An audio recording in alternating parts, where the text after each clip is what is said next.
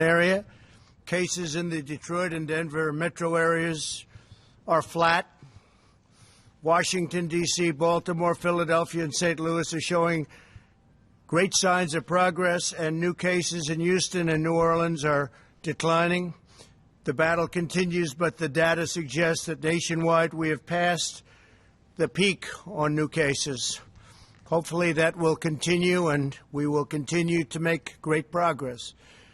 These encouraging developments have put us in a very strong position to finalize guidelines for states on reopening the country, which we'll be announcing. We're going to be talking about that tomorrow. We'll be having a news conference tomorrow sometime during the afternoon. We're going to be announcing guidelines, and we'll be talking about various states, and it's very exciting. It's been a horrible time to see such death and destruction, especially when you come out of what was the greatest economy in the history of the world. The greatest. There's never been an economy like what we had produced, but we'll produce it again.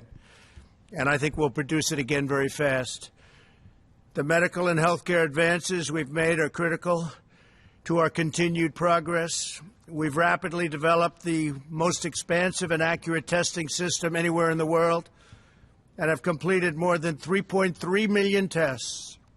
To date, we have authorized 48 separate coronavirus tests, and the FDA is working with 300 companies and labs to widen our capacity still further. Today, Abbott Labs announced that it has developed an antibody test that will determine if someone has been previously infected with the coronavirus and potentially developed immunity.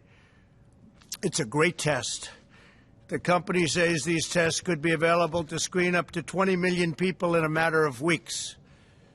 My administration is also distributing vast amounts of medical supplies to states across the country through Project Airbridge, which has been an amazing success.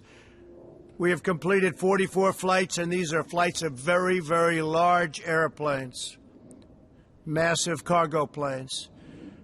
44 flights of critical supplies as of today, and an additional 56 flights scheduled in the near future. We have some very brilliant people working on this. It's logistically incredible what they've done.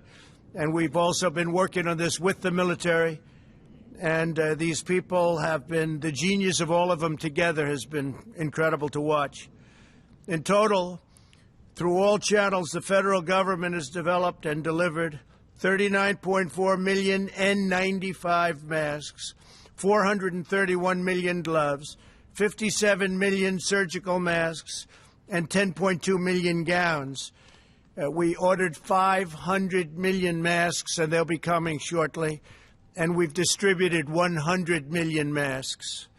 Following our use of the Defense Production Act, GM announced that its first ventilator has come off the assembly line in Kokomo, Indiana. Great place.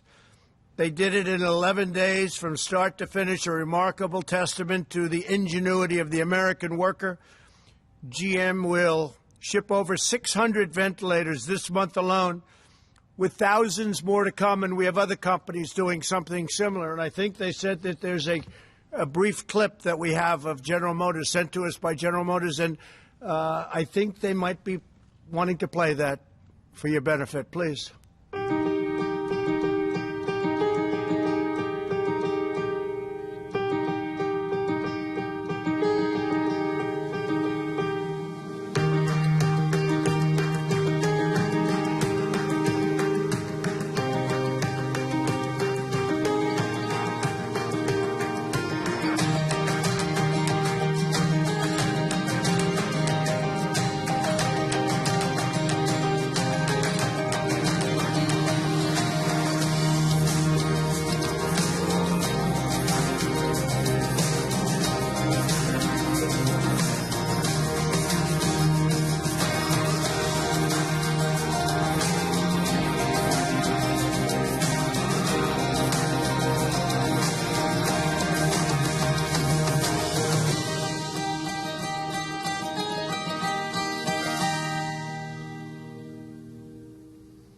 I know you got a little bit nervous when you saw there was a clip about ready to be played, but that was sent to us by General Motors, and we thought it would be a good one to play. It's amazing. It's, what they've done in a very, very short period of time.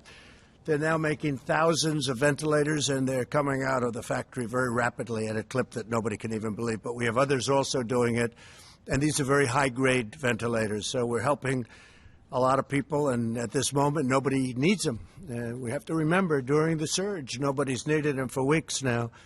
But we'll have them for stockpiles, and very importantly, we're going to have them for other countries because nobody's able to do things like we can do, and we're going to be able to help other countries that are having tremendous problems, to put it mildly.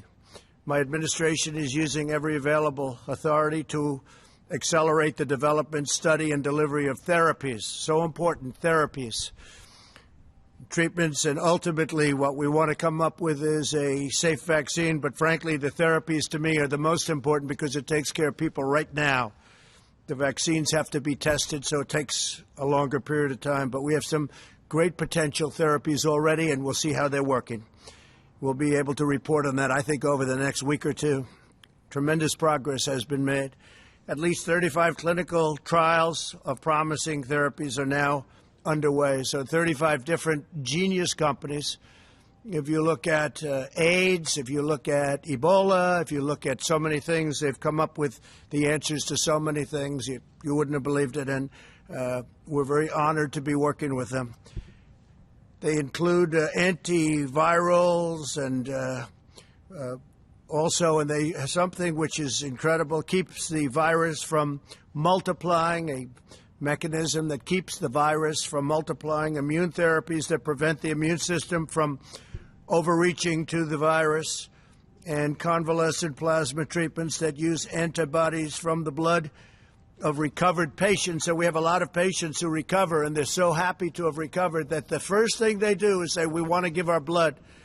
And they do that. It's incredible. We have thousands of people that are doing that. They recover. They feel they have an obligation because they've gotten such great care. And a lot of them didn't think they were going to make it. As the entire U.S. government works to combat the global pandemic, it is absolutely essential that the key positions at relevant federal agencies are fully staffed, and we're not allowing that to take place through our Congress. They're just not giving it to us. We have many, many positions that are unstaffed because we can't get the approvals. The Democrats are holding us up. We cannot get approval. We've gotten judges because we go through the process. I guess we're up to 448 federal judges, and that we've gotten because we focus on it. We take the maximum time because no matter who the judge is, they take vast numbers of days and hours to approve, and leaves no time left for others. Very unfair system. If a judge is going to be approved in 1 hour in one session, it doesn't matter. They'll take the maximum number of hours and days, you're talking about days, to get one judge approved. And we're close to 250 judges, but because of the way they're doing it, there's no time for anybody else. And many of these people have been waiting for 2.5 years. We have a couple that have been waiting for longer than that. There are currently 129 nominees stuck in the Senate because of partisan obstruction. Many are nominated for vacancies that must be filled to assist with the coronavirus crisis and the resulting economic challenges. And I've read over the couple of years, well, I didn't fill positions. I don't fill positions. In some cases, we don't need the position, and I'm all for that. But in many cases, you do, but we can't get them approved by the Democrats. They won't release them. The positions include the Director of National Intelligence, 2 members of the Federal Reserve Board of Governors, the Assistant Secretary of Treasury for Financial Markets of the United States, and the Undersecretary of Agriculture responsible for administering food security programs. And Sonny Perdue, who's going to be speaking today, is saying, please, can I have this man, can I have this particular person approved as soon as possible? He's been telling me that for a long time, and the Democrats won't allow it to happen. Again, every single judge, every nominee we have goes through maximum, or at least they go through a long process. So it takes days and days, and there's no time left. And it's just a concerted effort to make life difficult. An example is Michael Pack. He's my nominee for the CEO of the Broadcasting Board of Governors. And he's been stuck in committee for 2 years, preventing us from managing the Voice of America. Very important. And if you heard what's coming out of the Voice of America, it's disgusting. What things they say are disgusting toward our country. And Michael Pack would get in. He'd do a great job, but he's been waiting now for 2 years. Can't get him approved. The Senate has left Washington until at least May 4th. The Constitution provides a mechanism for the president to fill positions in such circumstances. The recess appointment, it's called.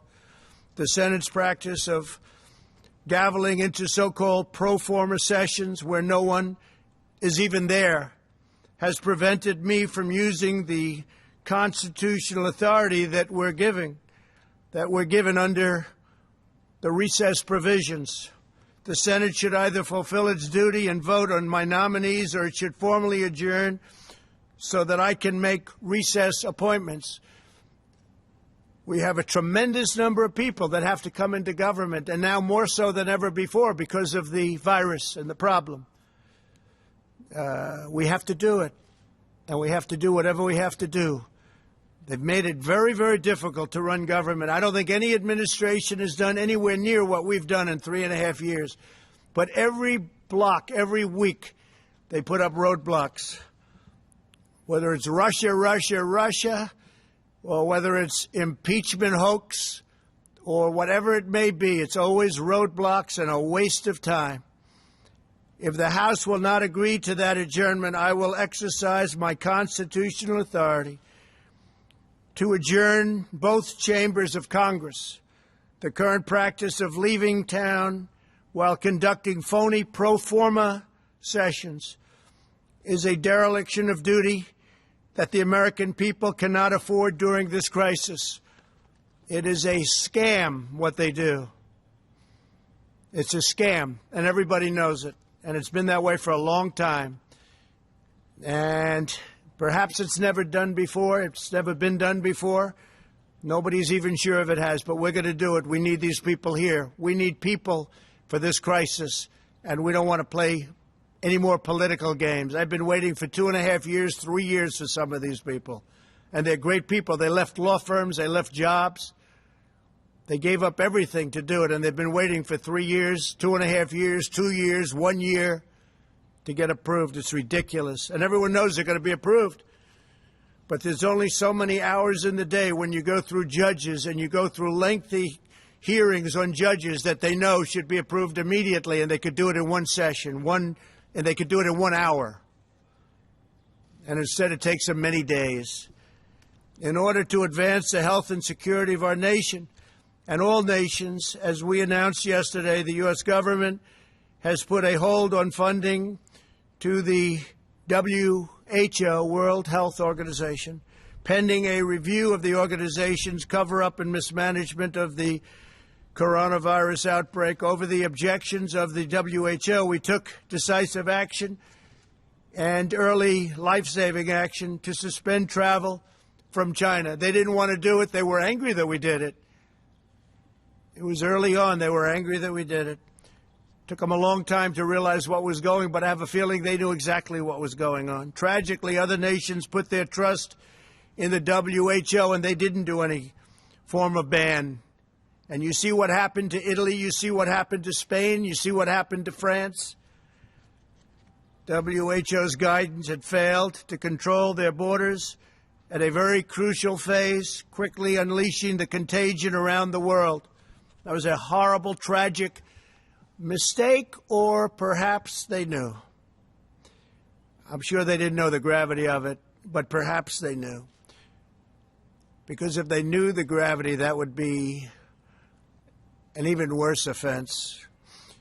To ease the economic pain of millions of American families, we've now processed $300 billion in loans to more than 1 million small businesses through the Paycheck Protection Program. This action has saved millions of American jobs. It's been an incredible success, and they want to replenish it now. But again, the Democrats don't want to do that. This is money that goes to the workers of our country. Phase one was $350 billion, and now phase two, we want to do $250 billion. This goes to workers, and it goes to small businesses, so we can save all the small businesses around our nation. Mike McFarland from Nebraska recently said this historic relief has been a godsend for his small factory and the 136 Americans who work there. Save those jobs. Another small business owner, Tim Miller from Oklahoma, called the program a total lifesaver for his auto repair shop's 4 employees. Stories like these underscore why Congress must replenish the Paycheck Protection Program immediately. The Republicans want to do it. They want to do it immediately. They want to do it now. And the Democrats are stopping it. A short time ago, CDC issued public health guidelines for critical industries. In a few moments, Agricultural Secretary Sonny Perdue will elaborate on how these guidelines apply to our nation's dedicated workers in the food processing profession, because it's a profession. It's incredible what they do. Food processing, and they're keeping our grocery stores full. The shelves are not bare like the shelves that I inherited when we took over the stockpile, the medical stockpile, where the shelves were bare. The cupboard was bare, I say. Tomorrow I'll also be leading a call with elected officials who will consult with my administration as we work to restore our economy to full speed. And we really think with all of the stimulus and all of the pent-up demand, we're going to have an economy that really comes back quickly, and would like to see it more than match what we had before. What we had before was a miracle, and we think this is going to be even more than a miracle. We're going to do it because we have the greatest people in the world. We'll also be speaking to America's governors tomorrow, and then we'll be announcing exactly what's happening. You already know we'll be opening up states, some states much sooner than others. And we think some of the states can actually open up before the deadline of May 1st. And I think that that will be a very exciting time indeed. Governors are looking forward. They're chomping at the bit to get going. Again, not all states are the same. They're very different. Some are having very little problem. Some have done such a good job that they have very little problem, and they're ready to go. So Vice President Pence and I will be speaking with the governors tomorrow. We'll be discussing procedures. Today I spoke with the leaders of many of our nation's most renowned companies and organizations on how to achieve the full resurgence of the American economy.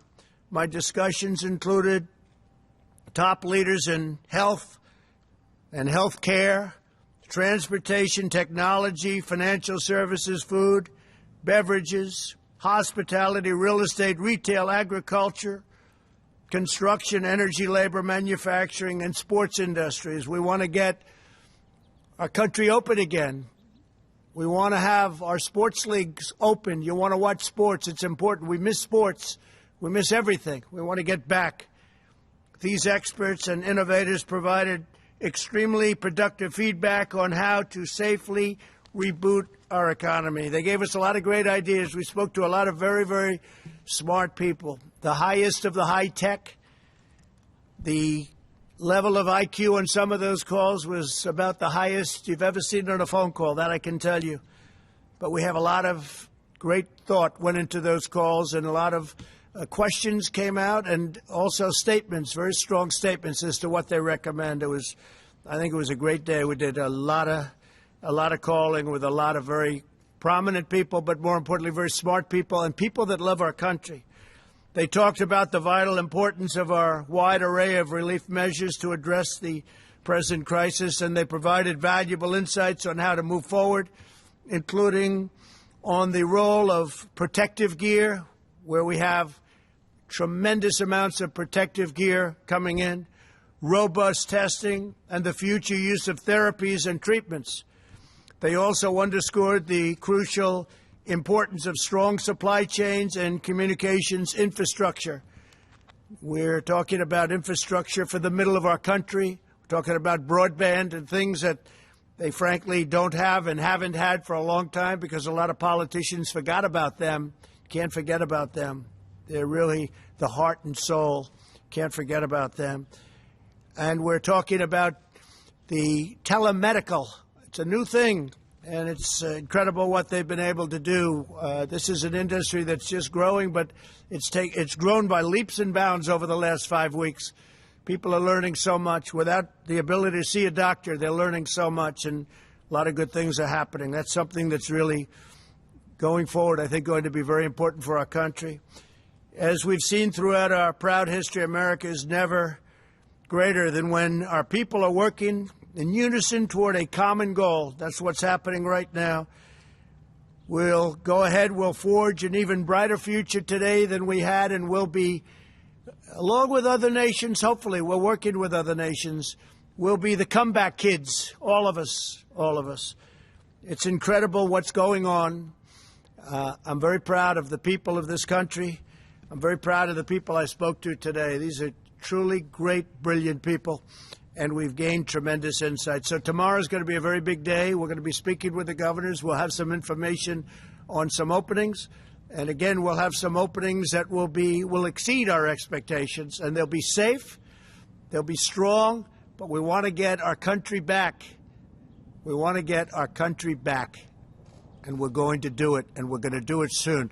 With that, I'd like to ask Dr. Birx to come up and say a few words, and then Secretary Sonny Perdue, and then Vice President Pence. Thank you very much. Thank you. Thank you.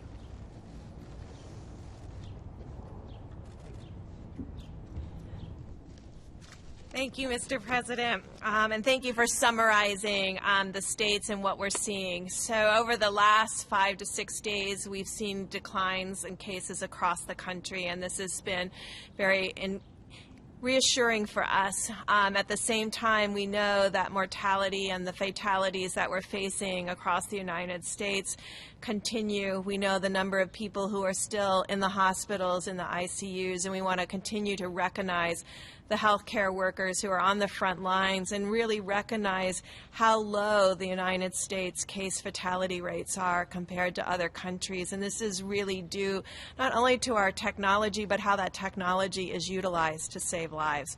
At the same time, I'm inspired by the American people who continue social distancing. These cases continue to decline because of the strong work of the American people. Also wanted to let you know that we do have 9 states that have less than 1,000 cases and less than 30 new cases per day. So we're looking at states and metro areas as individual areas. We talked before how each of these curves are different. Each of the cases' experiences are different. We have some states like California and Washington State, Oregon, that never really had a peak because of so much work that their populations did to decrease and keep the new cases down. So each of these individual states and individual metros are being studied very specifically. I do want to highlight, and we are remaining concerned, and we've been having discussions with Rhode Island. Rhode Island and Providence are in a unique situation. First, they had increasing cases from the New York City area, and now they have new increasing cases from the Boston area. They're caught between 2 incredible hot spots in the country. They're doing an extraordinary job. They're caring for the individuals in the front lines, but Providence continues to have new cases. And we do continue to work with specific states that have specific outbreaks related to individual occurrences. I will just remind the American people again, this is a highly contagious virus. Social gatherings, coming together, is there always a chance that an asymptomatic person can spread the virus unknowingly. No one is intending to spread the virus. We know if you are sick, you will stay home. But to all of you that are out there that would like to join together and just have that dinner party for 20, don't do it yet. Continue to follow the presidential guidelines. We really appreciate the work of the American people. We see as a country we're improving. We see as metro areas we're improving. We see as communities, as counties, and as states we're improving. But that also still requires everyone to continue to social distance. And in the end, we do have states that have very few cases and very few new cases. And so these are the ones the President is referring to that have been silent, relatively silent throughout this epidemic and pandemic that many of us have faced.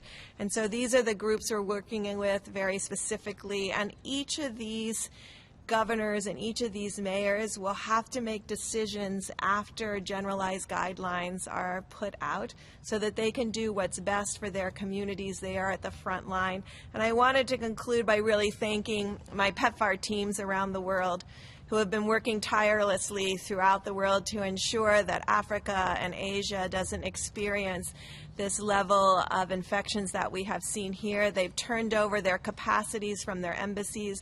Our U.S. hires throughout the world, our ambassadors, are still on the front line with our local staff, working with ministries of health to confront this virus around the globe. And I assure you that they are continuing to invest in the health structures, the laboratory, and the frontline care to ensure that all of the work that we have done against TB, HIV, and malaria continues, but that we use our capacity, our laboratories, our clinics, our hospitals that have been built by the American people and the generosity of the American people to really combat this COVID-19 around the globe. Thank you. Thank you very much. Thank you, Doctor. Sonny, please.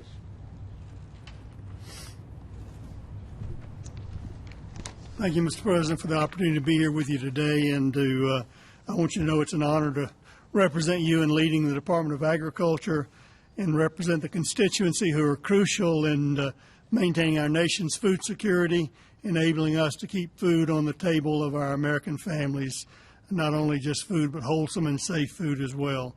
I'd like to start my remarks today by echoing what my colleagues at the CDC have been saying regarding the health and safety of our essential employees across the United States. CDC's provided strategies there that aimed at helping our most critical workers, both in healthcare and in food processing, to quickly and safely return to work after potential exposure to COVID-19, provided those workers are symptom-free. And this guidance will help these critical industries in the food sector protect the health and safety of essential workers while keeping critical functions working throughout the COVID-19 response. As we know, any employee who develops symptoms while on the job should go home immediately, and the interim guidance is in line with CDC's recommendations for healthcare workers caring for those sick with COVID-19. So we appreciate the dedication and commitment of all the brave men and women working to keep their communities fed, and we will continue to work with the CDC to keep those individuals as safe as possible during these challenging times. In that vein, there's been a lot happening this week as COVID-19 is impacting food processing facilities, as you know. For Americans who may be worried about access to good food because of this, I want to assure you the American food supply is strong, resilient, and safe. And in fact, our food supply chain has shown tremendous agility in shifting production and logistics so suddenly from restaurant and institutional settings to retail settings. To all the employers out there in this sector, it's critical that you follow CDC guidelines and guidance and best practices to keep all of your employees and people safe and healthy. To employees and local public health officials advising them, the CDC has issued guidelines on how to mitigate a situation if you have a positive case in one of your facilities. We need our local health authorities and our state health authorities to do everything they can to balance the demand of keeping our facilities operational and our critical industries going, while at the same time keeping the health and safety of employees as a top priority, as well as our communities. So I want to also take this time to thank all of our critical essential food supply chain workers. The entire country is counting on these patriotic individuals by doing the work in our food supply chain. These dedicated workers include obviously farmers and producers, but also processors, truckers, and grocery store workers, as you know. America's depending on what you have, the food we need to feed our families, and you're the ones who are making that happen. Thank you. As an entire nation, we're truly thankful for the work you're doing, and we recognize that you are the true patriotic heroes during this national emergency, along with our healthcare workers. So before I sign off here, Mr. President, I want to remind you and all of us of one more thing. In the United States, we have plenty of food for all of our citizens. I want to be clear. The bare store shelves that you may see in some cities in the country are a demand issue, not a supply issue. The way food is prepared and packaged to be sold in a restaurant or a school is significantly different than the way it's packaged for you to buy in the grocery store. Our supply chain is sophisticated, efficient, integrated, and synchronized, and it's taken us a few days to relocate the misalignment between institutional settings and grocery settings. But that does not mean that we don't have enough food in this country to feed the American people. You might think of it as an interstate when it's flowing along well, and you have a crash at one place, it backs up, and that's what's happened in the food supply chain, but we're working through that. Yet through all this, our food supply chain has proven to be very resilient, just like American people. To the extent we have challenges, we have and continue to need to work through it all together. And we can and we will get through this with a whole of American approach, Mr. President, and a critical partnership between state and local health officials, the management of companies, and the employees. And we will meet any challenges we face by working together. Thank you, sir, for the opportunity. Thank you very much. And before the Vice President comes up, I just wanted to say, speaking of Sonny, China has paid us billions of dollars, many, many billions of dollars in tariffs, which we've distributed some to the farmers because they were targeted. We have many billions of dollars being held by Sonny, and I've told him to distribute much of that money to the farmers. Our farmers were targeted, and now they're benefiting by the amount that they were targeted.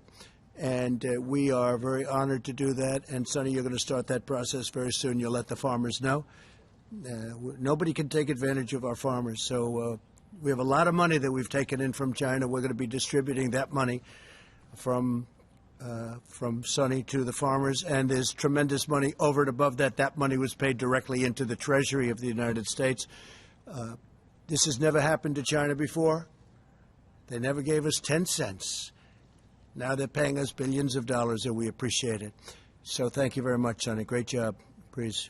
Mike, please.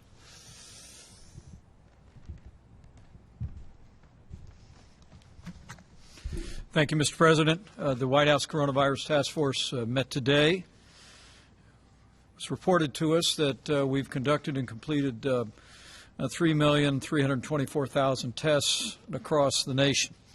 More than 619,000 Americans have tested positive. But as you reflected yesterday when we welcomed coronavirus survivors here to the White House from across the country, some more than 45,000 Americans have fully recovered.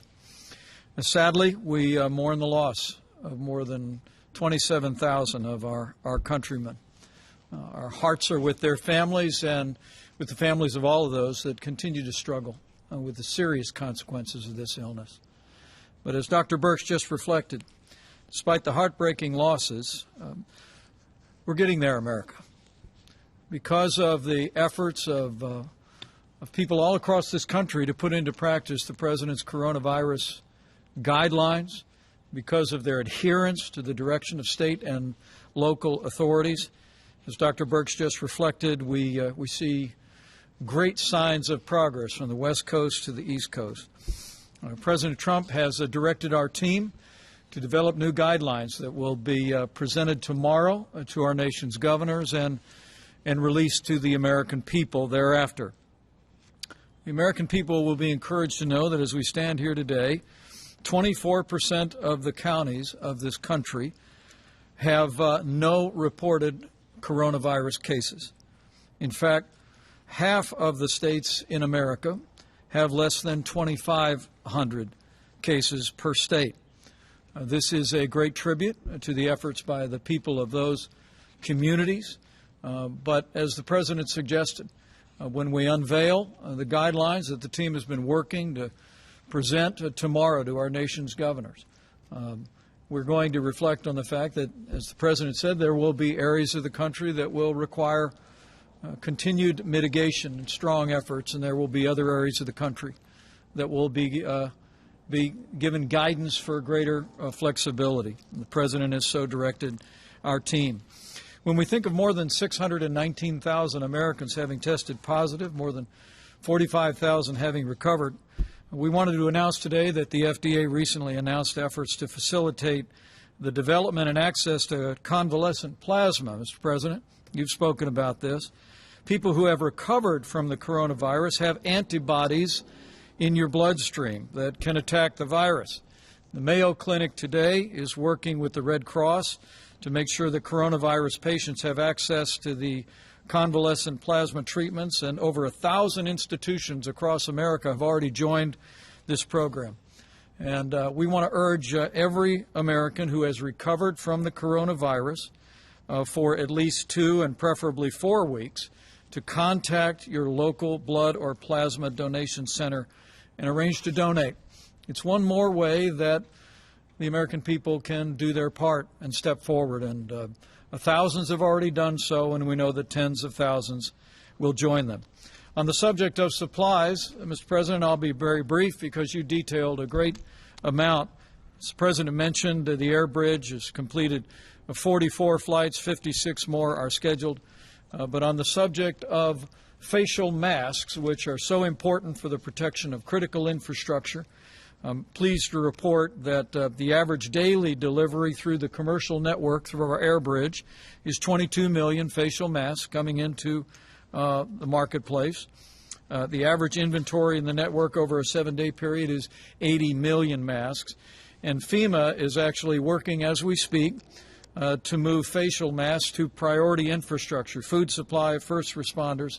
There'll be 6.5 million masks that go out before the end of this week, an additional 20 million before April the 20th, and then we'll be adding 6.5 million each and every week.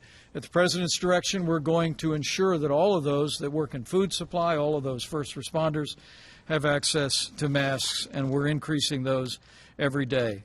Finally, I know I speak for the President when I say how proud we are of all of our healthcare workers across the country, and how proud we are of the men and women in uniform, our medical professionals who have been deployed across the nation, literally by the thousands. In fact, as we stand here today, 576 doctors, nurses, and other military medical professionals have been deployed to 13 hospitals across the nation, 10 in New York, and 1 in Connecticut, Texas, and Louisiana each.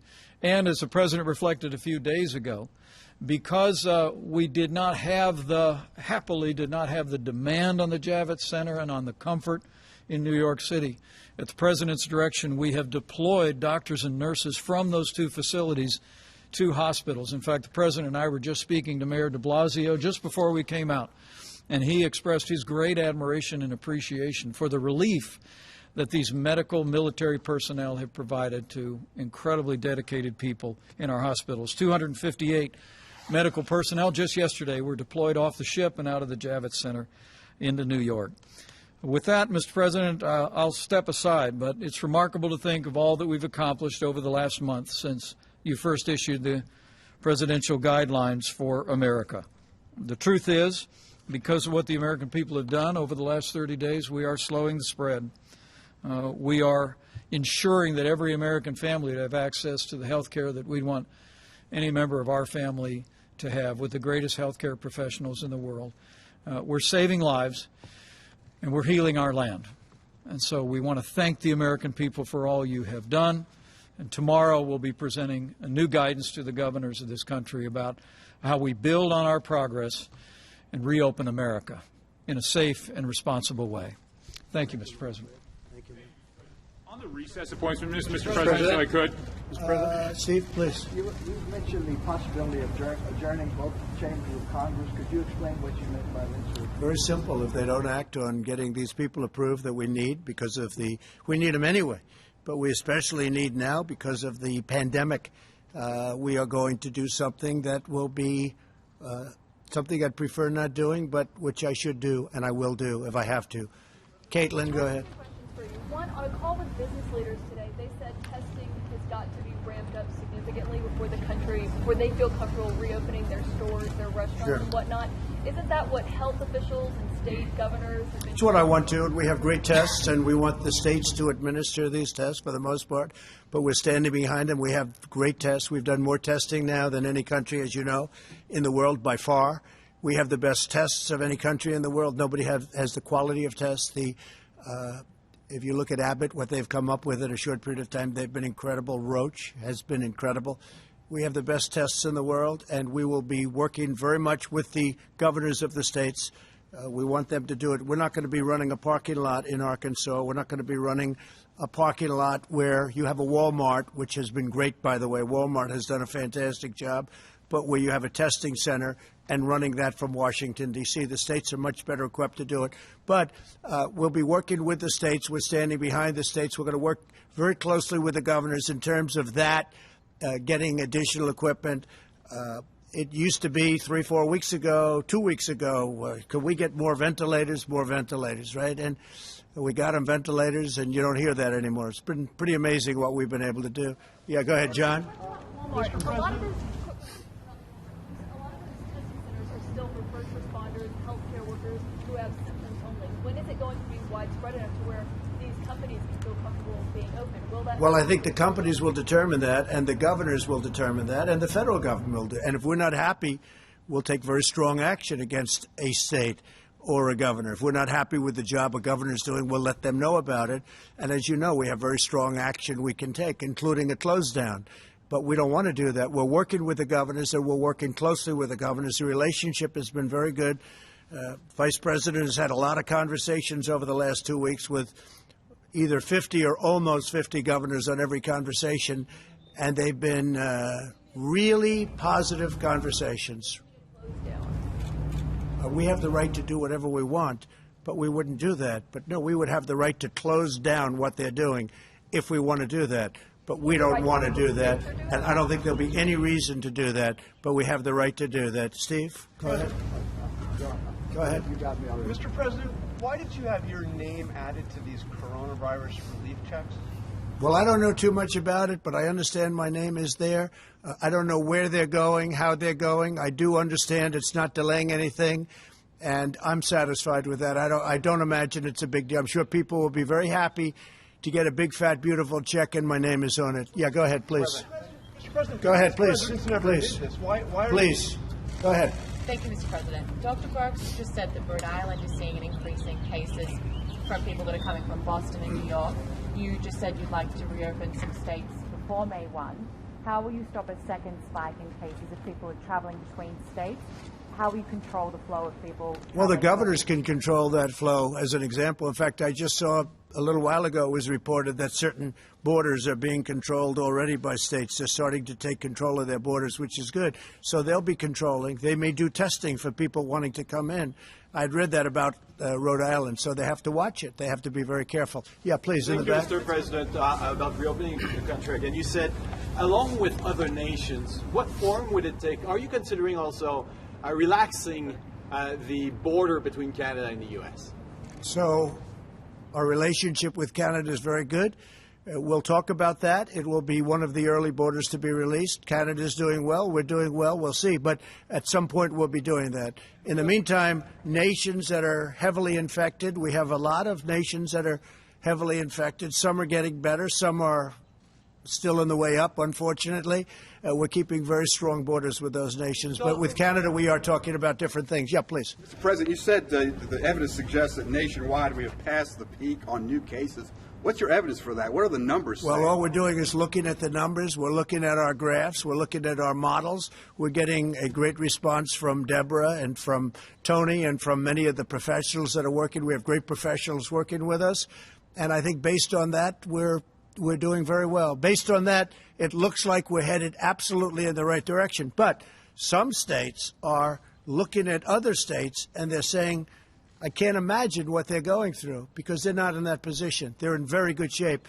I would say that we have 20 states at least, but you really have 29 that are in extremely good shape. You have others that are getting much better. And I think with almost few exceptions, you have every state that is either doing better or on the way to doing better. Yeah, please. Yeah, go ahead. Yeah, thank you. On your threat to adjourn Congress, clearly you have the power, Article 2, Section 3, but that'd be quite radical to do. Earlier last month, you were in the Oval Office, talked about now is not the time for partisanship. How will that act lower the partisanship in this town, and could it potentially hinder your ability to get something done on coronavirus? Well, look, it's been a very partisan government for a long period of time, not just this administration. You can go back into the last two administrations. You've seen a lot of partisanship. And even now, you would think that we wouldn't have. As an example, with the paycheck plan, that's going so well. It's so smooth, so beautiful, almost without a hitch. All of that money is being distributed to small businesses. They're giving it to their employees. It's keeping them ready, viable, so when we open. And now it's been so good that it's almost depleted, and we want to replenish it. And we can't get the Democrats to approve it. And that's a program that they and everybody else admit that are great. So you do have partisanship. We have been trying for years to get people approved for positions. People have left. One man left a law firm. One man left a big chain. He was a very successful executive. He left. It was 2 years ago. We have people that have been waiting for 3 years, and we can't get them approved by the Democrats in the Senate because they're taking so long to approve our judges. Now, I have to tell you that I'm totally in favor of what Mitch is doing with judges, because that always seems to be a priority, and it's a very important priority. I think it's one of the great trademarks of this administration. We've approved record numbers of federal judges and appellate judges and 2 Supreme Court judges. But rather than approving somebody who's highly qualified, somebody that everybody knows is going to be approved, rather than going quickly, they take the maximum amount of time, whatever that time may be. And what they're doing by doing that is taking days to approve somebody that could be approved in a quick vote. People that get phenomenal reviews in committee are going maximum number of hours. And what they do is there's only so many hours in a day. Now, we could have said, let's stay. I would have been in favor of that. They didn't choose to do it. But I have a very strong power. I'd rather not use that power. But we have way over 100 people that we very badly need in this administration that should have been approved a long time ago. And one of them is the head of Voice of America. If you look at what they're doing and what they're saying about our country, it's a disgrace, the people that are running that. We have somebody that's really good, really talented, and that loves our country. And I want to get these people approved. That's one of many. We have professionals. Sonny, you've been waiting for, how long have you been waiting for the man that we're talking about coming in? 2.5 years. So Sonny Perdue just happens to be here talking about something else. So you've been waiting for one of the most important positions as Secretary of Agriculture is the position. It's distribution. We need it now. We're talking about shelves. We're talking about cupboards. He needs it. He's been waiting. He didn't know he was going to get this question. You've been waiting 2.5 years. The person is exceptional. That person left a very good job. And it's embarrassing to me. He'll say, do you think you'll get that man approved? He's been saying that to me for a long time. It's because of the Democrats. And what we're doing is, and I think anybody here would do it, judges are a priority. A federal judge who's going to sit for 50 years, potentially, a young judge going to be sitting for, that's always going to have to be a priority. But because they're taking so much time and approving they're trying to put us through the mill. That's when you talk about partisanship, and it's never, ever happened before. You can look at every administration in the history of this country. Nobody has ever had hundreds of people not approved after 3.5 years. Go ahead, please. Timeline for that, though. If Congress doesn't act by when, do you have a date? They know. They've been warned, and they're being warned right now. If they don't approve it, then we're going to go this route. And we'll probably be challenged in court, and we'll see who wins. But when the court hears that we aren't getting people approved, as Sonny would say, for 2.5 years for an important position that we need because of this crisis. We needed these people before, but now we really need these people. When you talk about, back to the numbers for a second, when you talk about the numbers, the jobless claims are going to come out tomorrow. It's likely around 5 million more Americans putting their names in for unemployment benefits, but yet there are still a couple thousand people as well dying a day because of coronavirus. When you talk about opening up the American economy, or at least in parts now, how do you balance that decision out given both of those figures? Well, there has to be a balance. You know, there's also death involved in keeping it close. And I've gone over this with you, and I believe this so strongly. When you look at mental health, when you look at suicides, suicide hotlines which are exploding, people losing their jobs, when you look at drugs and people that didn't take drugs and now they're becoming drug addicted because they're going through a problem, they have no job, they have no money coming in, other than the money we're getting them. We've opened up the coffers to a large extent. We're helping people. This is why I wish the Democrats would help us a little bit with it, because they should. It's purely partisan what they're doing, and it's bad for our country. But you know, there is death by having this strongly closed country. We have to get back to work. With all of that being said, we're going to start with states and with governors that have done a great job, and they're going to open it up as they see fit, and we're going to be right behind them, and we're going to be working. We're going to be supplying them with things if they don't have them. We want them to have them. We're going to be helping them with ventilators after this is over so that they can't say, oh, the federal government. We want them to have. They've had a lot of options. Many of the governors have had a lot of options over the years to buy ventilators. They didn't choose to do it. So we're going to be helping them to fill up their stockpiles. We're going to have plenty. And as I said, I'm very proud to do it. We're going to be helping other nations. We're going to be helping Italy, Spain, France, other nations. And we're going to be helping them strongly. I think Russia is going to need ventilators. They're having a hard time in Moscow.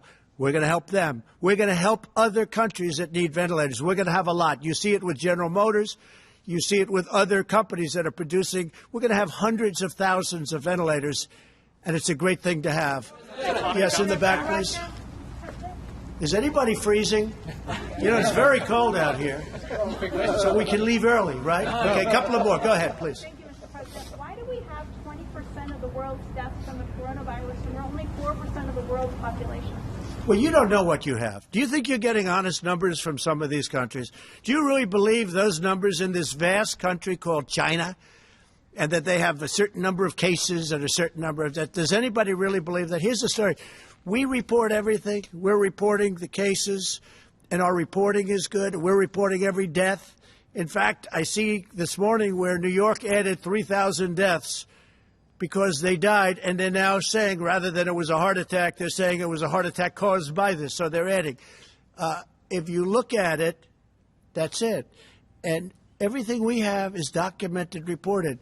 And what they are doing is, just in case, they're calling it this, and that's okay. That's okay. But we have more cases because we do more reporting. We have more cases because everything is down. But does anybody really believe the numbers of some of these countries that you've been watching and you've been reporting on, and then it's like they didn't have the big thing? There have been some really, really bad, heavily in really some countries that are in big, big trouble, and they're not reporting the facts. And that's up to them. All I know is we report the facts, and we're a country that's getting better. John, go ahead. Mr. President, multiple sources are telling Fox News today that the United States government now has high confidence that while the coronavirus is a naturally occurring virus, it emanated from a virology lab in Wuhan, that because of lax safety protocols, an intern was infected, who later infected her boyfriend, and then went to the wet market in Wuhan, where it began to spread. Does that correspond with what you have heard from officials? Well, I don't want to say that, John, but I will tell you more and more we're hearing the story, and we'll see. When you say multiple sources, now there's a case where you can use the word sources, but we are doing a very thorough examination of this horrible situation that happened. Go ahead, please. In your many conversations with President Xi, Mr. President, did you ever discuss with him State Department concerns about lax safety protocols that had been reported to the State Department from the embassy in Beijing about that laboratory? I don't want to discuss what I talked to him about the laboratory. I just don't want to discuss it. It's inappropriate right now. Please go ahead in the back. Tim Arvia from Channel 9 Australia. There have been calls in our country for Prime Minister Scott Morrison to make funding for WHO conditional on reforms to the organisation. Wanted to get your thoughts on that, and if you had any advice for Mr. Morrison. Look, I feel very badly about the World Health Organization, but it's been a tool of China. It's been, as I say, totally China-centric. You take a look at everything that's happened, they've been wrong. I was all for it at the beginning. What do I know? I walked in, I said, World Health Organization, isn't that wonderful? And then you start to see all the mistakes. They didn't want us to close our borders to China, to Wuhan.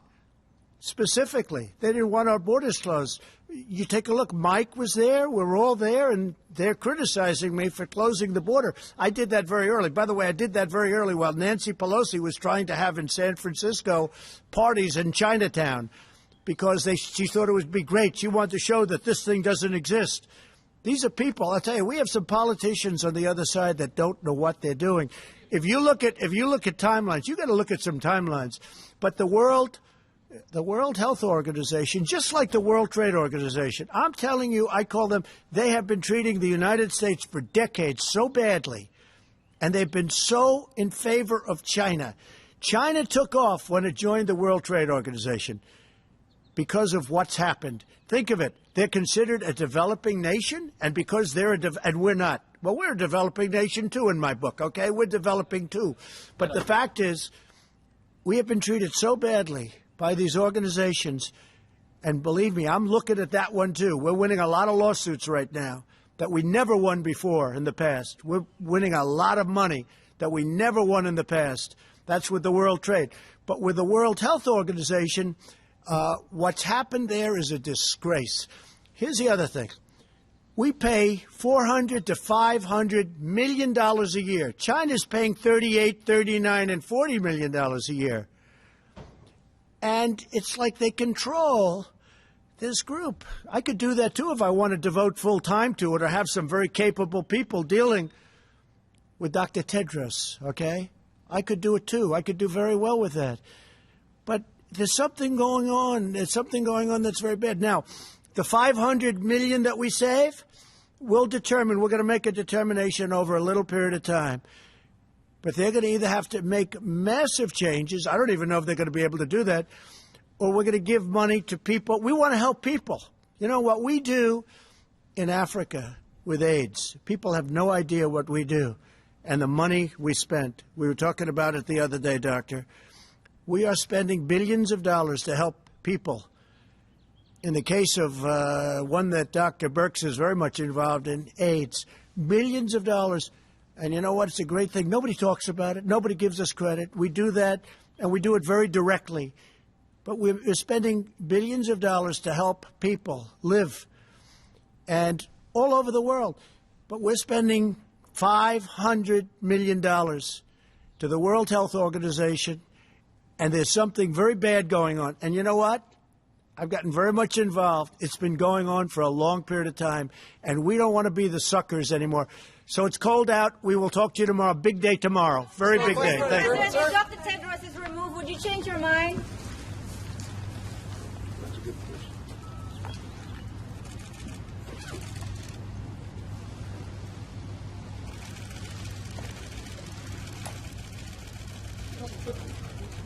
All right, guys, let's go.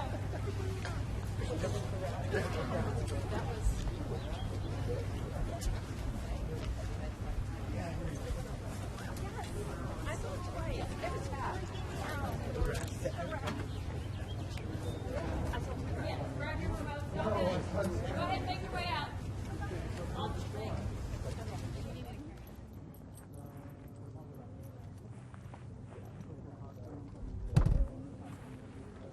We're grabbing our remotes, so thank you.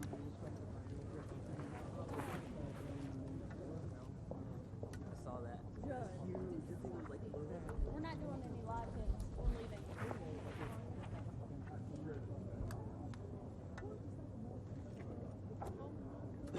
Right when they